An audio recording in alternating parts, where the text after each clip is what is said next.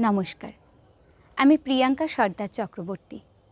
সর্বভারতীয় সঙ্গীত ও সংস্কৃতি পরিষদ আয়োজিত জেলাভিত্তিক অনলাইন সাংস্কৃতিক প্রতিযোগিতা 2025 আবৃত্তি বিভাগ ঘয়ের প্রতিযোগিনী আমি।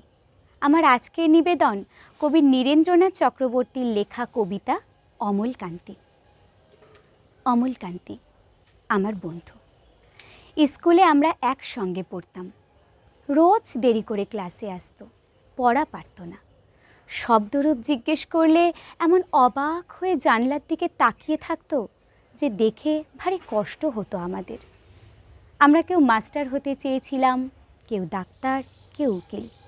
অমলকান্তি সেসব কিছুই হতে চায়নি। সে রোদ্দুর হতে চেয়েছিল। ক্ষান্ত বর্ষণ, কাকডাকা বিকেলের সেই লাজুক রোদ্দুর, জাম আর জামরুলের পাতায় যা নাকি অল্প একটু হাসির মতো লেগে থাকে। আমরা কেউ মাস্টার হয়েছি, কেউ ডাক্তার, কেউ উকিল। অমলকান্তি রোদ্দুর হতে পারেনি। সে এখন অন্ধকার একটা ছাপাখানায় কাজ করে।